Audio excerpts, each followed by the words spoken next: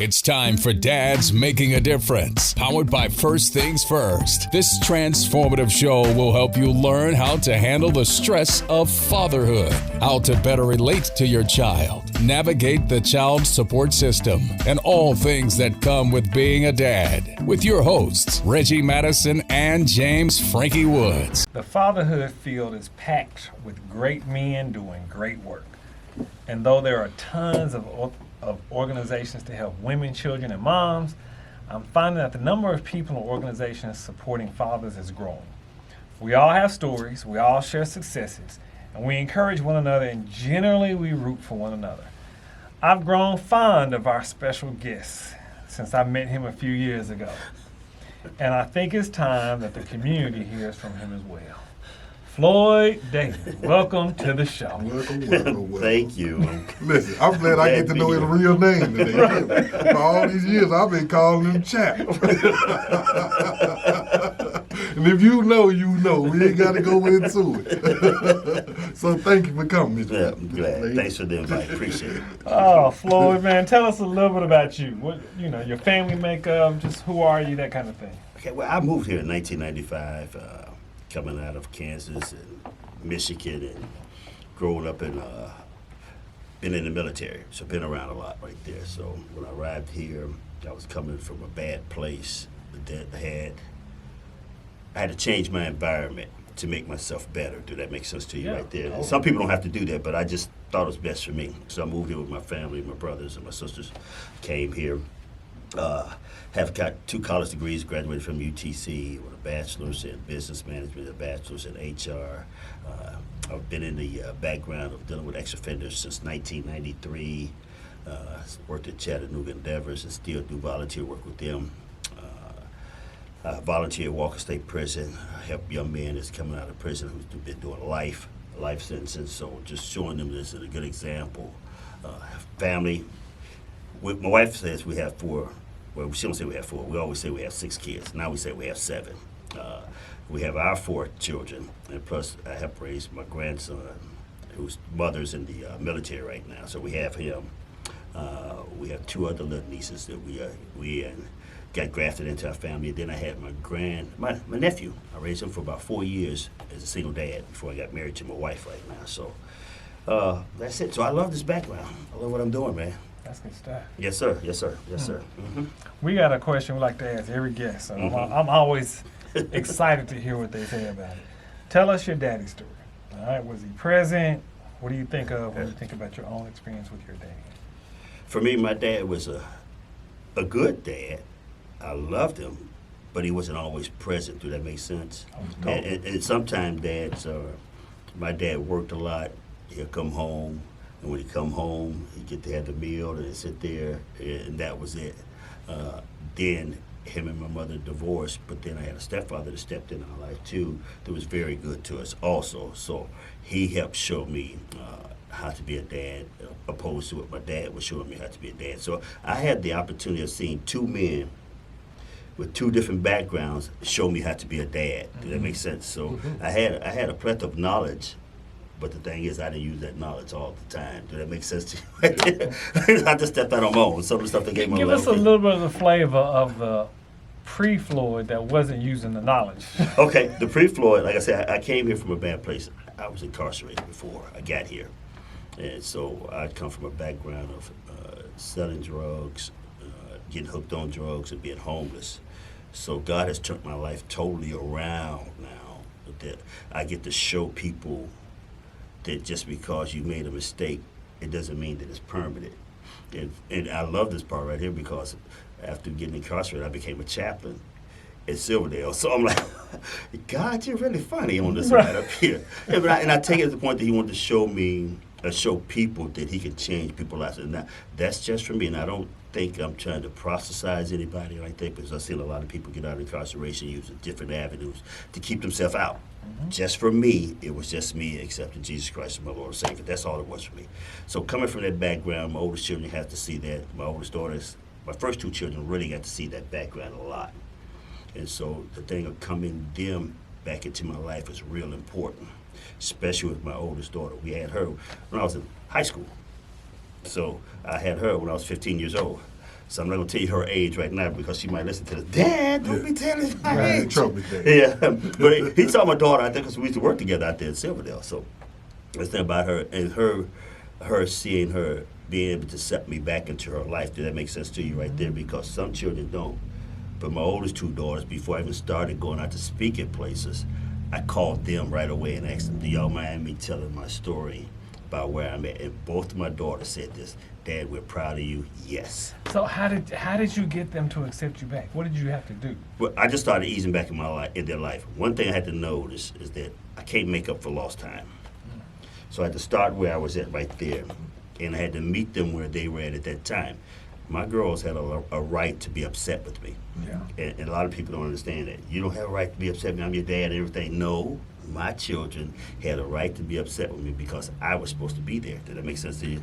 Yeah. And I wasn't there for them right there. I was not there. So they had a right. So I accepted that part right there. So whatever the avenue they wanted to say to me when they came out, it was good. And my oldest daughter gave me a strict talking. Really? Yeah, and I had to accept it, though, because she was right at that time. She was positively right, and there's nothing I could do about that. Right. So we just started from there, and we started building on that right there, right? Ooh, I'm, if you don't want to share, you don't have to share. When a daughter gives her dad a strict talking, I'm curious what she said, and I'm curious it just, like I know on one end, there is she has that right. On the other end, it's got to feel some kind of way. Well, it didn't feel that way, but she said something so important with me after we was talking that she sit there and said, Dad, you should have been there.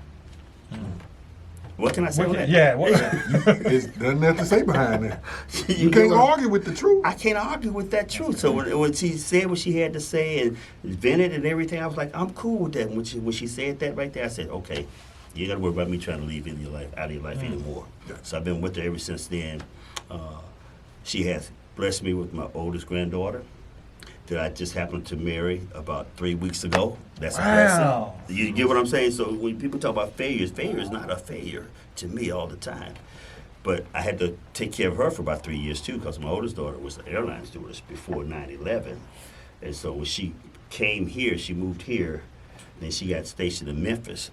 And so she wanted to bring her daughter here. And I said, okay, I'll take care of you, baby. So I had her for about 3 years by myself. So being a single dad is something I've experienced. Yeah. From my granddaughter to a nephew. And I'm okay with that. Mm-hmm. So my question to you is this. This is a brother who I've never seen with a frown on his face. Never seen him get outraged or angry. How and where does that come from? For me. Besides God, I know. Okay.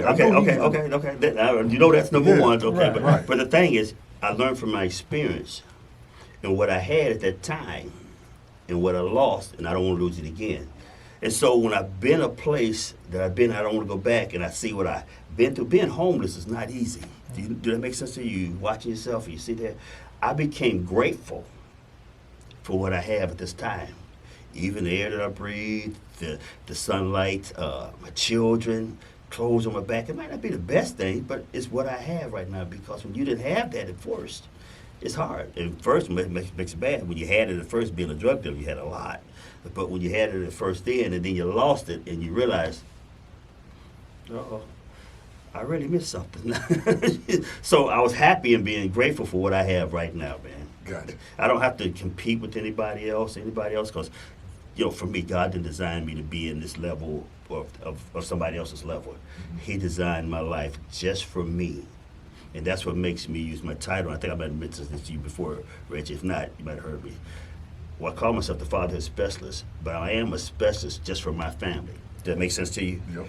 Because how I raise my children may not help you or you with yours right there, but it helps me with mine. So I'm specializing with our 7 children that we have. I said 6, but I know we got them 7 in there.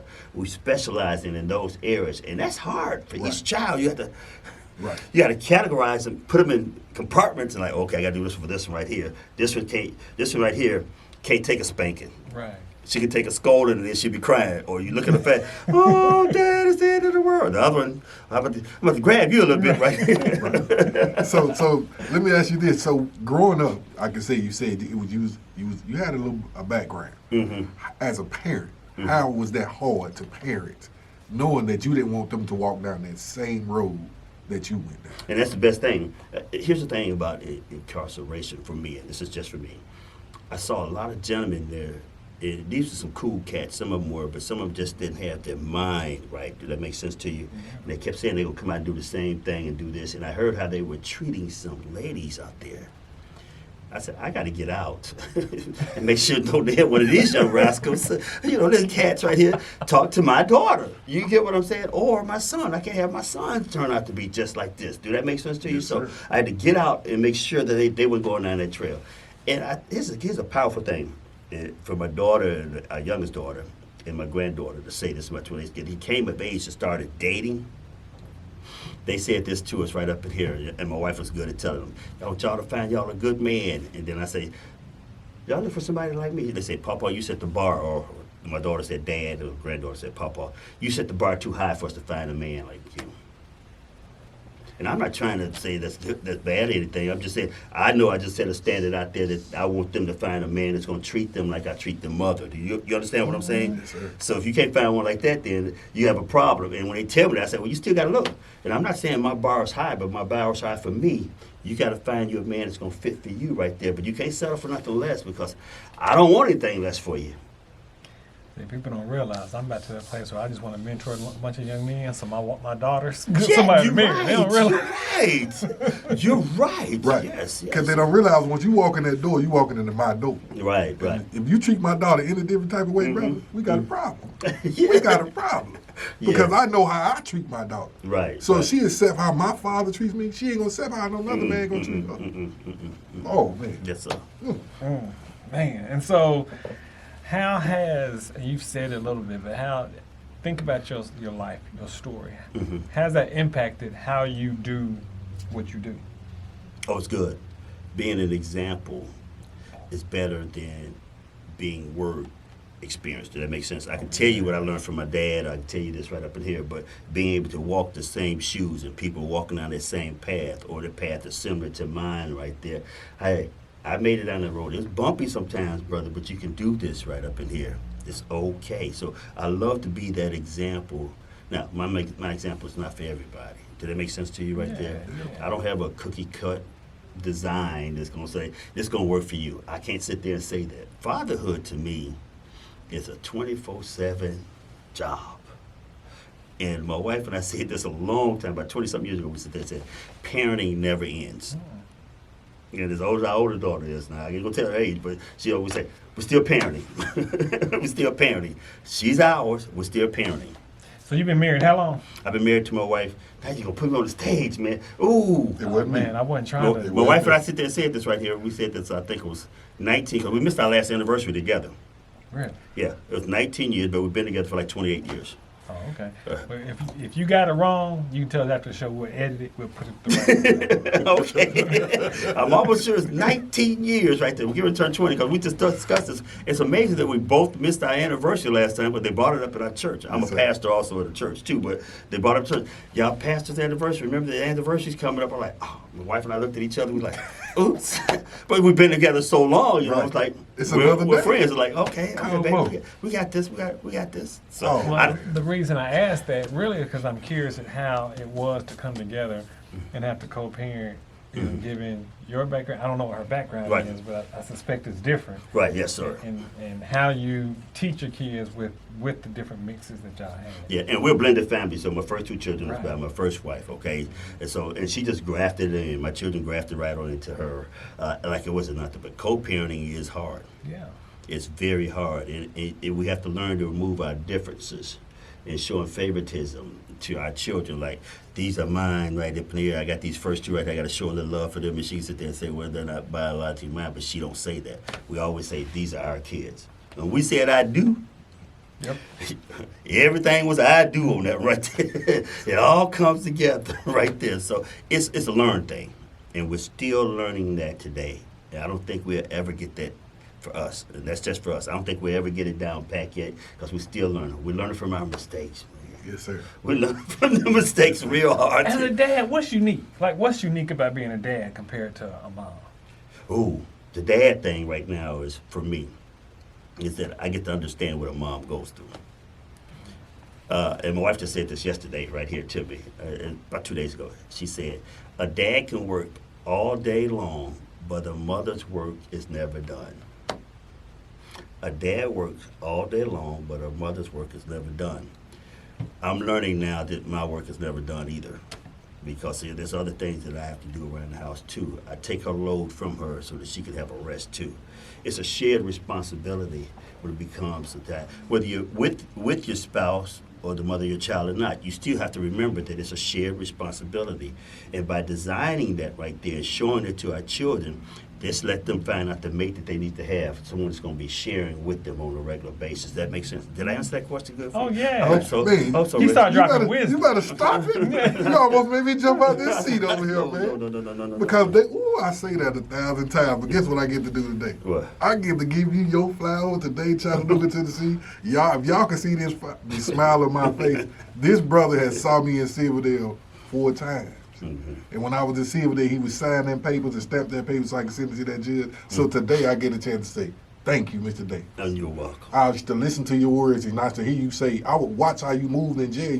When a guy wasn't ready, you would walk right past him. Oh, yeah. You would walk right past him. That's one thing I have learned. Today I get a chance to say thank you. Yeah, and you're welcome. Thank you, because you poured into me at the Silverdale. And for me to see it today in your presence in this radio show, Chattanooga, I've never seen this.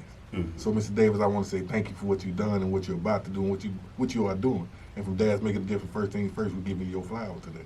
Man, y'all about to make me cry, man. Don't do that. You already got tears in my eyes because you don't understand. There's a grown man about to cry. I just remember when we first met a couple years ago, and I remember after you left, I told my boss, I was like, I like that brother. It was all I could say. I just like that brother. Yeah. He's genuine. Yeah. You know what I'm saying? Mm-hmm. But he moves. He does what he needs to do. But he's chill. And Reggie, you got to remember though, you spread some fruit to me, both of y'all too. But Reggie, I really like your program, because your program is one of the programs that get down to the deep heart of an individual. And I'm not saying other programs don't, but you get down to the part about the external, and you're similar to me. I think you're a lot like me in your program. If you're not ready to change, I can't spin my wheels on you right now, but when you're ready, the door is open. Did that make sense to you right there? Because there's plenty of people out there that needs our help. Yeah. And I've heard you say that before. I'm like, yeah, Reggie, I love that brother right there. I'm not getting on the radio, but I love that brother right there. That's going to be my new saying. Do that make sense? I'll put that on the back of it. I'm snapping it right now. My wife said, you say that all the time. I said, yeah, baby. It works. Because here, a friend of mine that did some time, and he said this to me a long time ago, and he had to call me when he was in the joint. And he said an old head came to him, and he sat there and said, sometimes common sense ain't common. Yeah, no, that's true. He said, sometimes common sense just is not common. Yes, sir. What are some things when a guy's ready to change that you notice? The heart, the genuineness. Yeah. You know, even their demeanor to me changes right there. And for the dads that I deal with right there, they start calling me instead of me have to call them. Did that make sense to you right there? And I can see that. When I start seeing that part, that's it. I don't have to chase you no more. You're after me right now for advice. And I tell them, Harvey, remember my advice is for me, and I might can help you. If I can't give you what you want, I'm going to send you to somebody else. And that reminds me, I'm going to send you somebody, Reggie. I'm glad you said that. I got to send you somebody, Reggie. I need your help. He will do it, boy. I'm glad you're here. Now, payback, Reggie. How you like that? If that's one thing Chattanooga, Tennessee, y'all gonna understand when you meet Mr. Madison. If he don't know nobody, he gonna find him. Oh man, he gonna find him. Oh man, he has some wonderful people on the show. Man, this is awesome right here. What is it that, as we're empowering fathers, what do you believe that our children need to see from their dads? I say a strong man.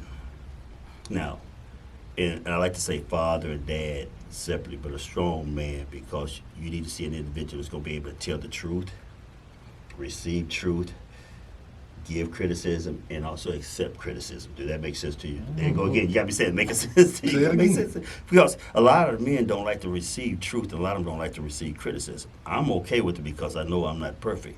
I always tell myself this right up here. When I'm walking towards you, you are my mirror. And because I don't get to see myself, I don't get to receive the reflection. If I want to look at the reflection, I can get in my own head and think I'm all of that in a bag of chips. But if I keep my eyes open enough and you tell me where I'm wrong, I'm good. So I know I got to change. You're my reflection. I'm not the reflection. You to reflect me off you. See, I just want to say, I need people to really hear that.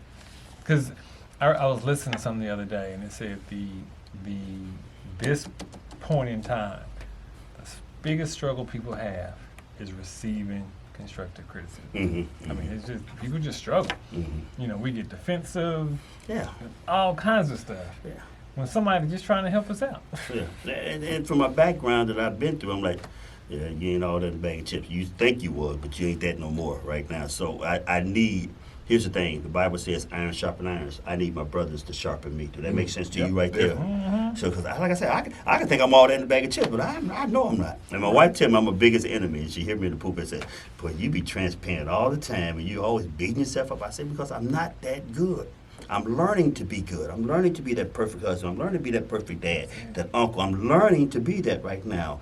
I'm not there yet. Yeah. Oh, man, that's good. So, Signal Centers, what is Signal Centers, and what is your role at Signal Centers? Signal Centers is a nonprofit organization that deal with adult children, We have like 14 programs in there. For us, I'm family forward. Okay, we deal with the single dads and single moms. Specifically for me, I'm dealing with single dads in the community. And if you haven't noticed, I think you and I both noticed because we're always in Nashville, it's on the rise for single dads now. It is. I mean, even here in Chattanooga, so many ladies are giving their kids over to the dads, or they getting incarcerated.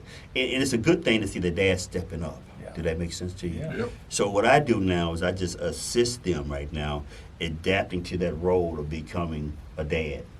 One of my challenges was an individual that I had to, he had to say, Mr. Floyd, I got to sign my child up for school. I don't know what to do. Remember when moms used to take care of that role? Now I got to sign them up for school. What do I need to do? If I'm moving, what do I need to do? So what we're going to do is call the Department of Education right now, find out where you're going to be zoned at for your child, and then we'll sign him up there, but he's going to move in 2 weeks. Ask them what do they want us to do. And they said, okay, well, you can go and register your child at this area that you're going to be moving to right there. You get what I'm saying? Getting birth certificates, well, child checkup, because these are dads are getting kids, some of them that's not even walking yet. Do you know, learning how to do daycare, child care, Pampers. What size Pampers? Let me show you what you need for your child right now, so you won't have the saggy pamper on. You know what I mean? The one that they got to have the fit. I tell you, this right here. Right. They don't understand even the point about the fitting on the pamper. For me, is this right here. You teaching your child how to get potty trained automatically because they don't like that on their behind or being wet. My grandson's saying, but he don't like. Oh, I don't like being wet. I'm like, okay, yeah, we got you. Potty. Do about that. Yeah, we'll see what we do about it. But you're teaching them how to get that role in there. Yeah. They got to find daycare. They got to manage around their job. They have to understand when they come from daycare, when they get off work, they have to immediately go. You can't go see your partners no more. Right. I can't go over there, man, I'm going to come by your house and play a game of dominoes or have a little drink or something, have a little, or whatever it is, just spend some time with. No. It's now your responsibility and you have that full role. And to see that and the dads are doing that is good. And here's the thing, they say thank you, and I'm like, what am I doing? You know what I'm saying, Ray? Mr. David, let me tell you something. This is why I call this man Batman Madison Chattanooga. Yeah. Because he just put the bug in their ear. I never knew about it until today. Yeah. And see, these brothers that listen to this radio show probably like, man, this is why I listen to Dads Make a Different podcast. See, when that Batman sign go up, we just need to make an R sign for Chattanooga that say Reggie Madison with the Batman There you sign. go. That's it right there. Because he putting it out there. He putting it out there. We calling you, Reggie. We calling you, Reggie. So to get it right, we put the Batman sign out so they know when I tell them who to call. Oh, Don't put it off on. Don't put it on. no. We're calling you. We're calling you, bro. That's what the red sign for. So what makes dads irreplaceable? It's simple. No one knows their child like they do. If they really get their heart into it. Does that make sense? Remember I told the specialist part about each one of my children, and I include my nephew because he's mine. Including my grandson, he's mine. Until his mom gets ready for the military, and with this thing going on now, she might have to go again. We just don't know with her right there. But showing them that, hey, it's important to be in a child's life. Because when you're incarcerated, you forget what you're missing. And not only that, remember the people that you incarcerate, they might get out before you. Remember I said you want your children to run in front into one of them right there? That's the key right there. Gotcha. Right there. Get your children in life. It's important to have a dad in life because they're going to listen to you. Yeah. What is the funniest, craziest, most positive thing you ever did with any of your kids? Oh, it's quite a few with our children. If you can sit around our dinner table and all the kids get together, boy, our two oldest ones, our oldest daughter and our oldest son, when the two get together, it's just like, my wife and I just like, we leave them alone. They just comedians right there. We like to do a lot at our table, we sit at our dinner table.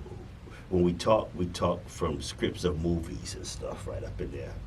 We don't do it per se right there. We just use a lot of those ad-lib lines right up in there. And it just brings us that joy in the household right there. And one of the things my children like to use me a lot, they sit there and say, my daughter just told me this, the youngest daughter sit there and said, they just say, and you call yourself a pastor.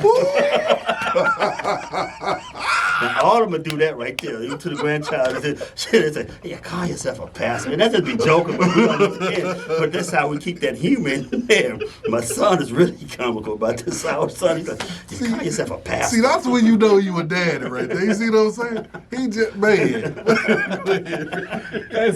But I'm going to tell you, that's why you got to have dad around. Man. Dads bring a certain type of humor. Right. Mm-hmm. That's just, and nothing against moms, it's just very different. Right.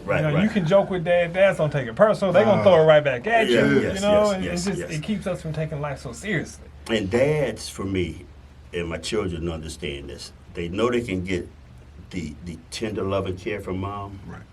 But they can get that tough love and care from me. Does that make sense Yeah, right come there? on. It's TLC, one is tender, one is tough right there. Does that make sense right there for you? And so they get that from me. They know it. They know You what. just took back TLC for the men. Yeah. I love that. Tough love and care, man. We gotta get out back. They got the tender love and care. We got the tough love and care. We gotta get it back. We gotta get it back. And my children understand that when they talk to me, Dad's gonna be real. And they know when I really get real, they say I sit back at the dinner table, I do this right here, and if I start waving my hand, Right. they say, you can give it up. He ain't changing his mind now. Right. Dad sit back on his chair, and he put his hand on his stomach right there, and he start waving that hand, you can give it up right there. The trademark by Miss Davis, y'all better not steal it. There you go. Lord, man. My girls know that. All of them know. You can't.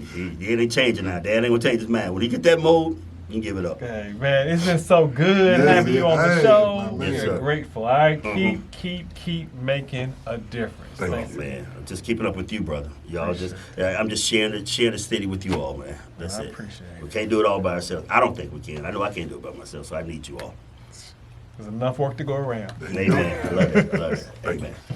You've been listening to Dads Making a Difference, powered by First Things First. Join us for our next episode.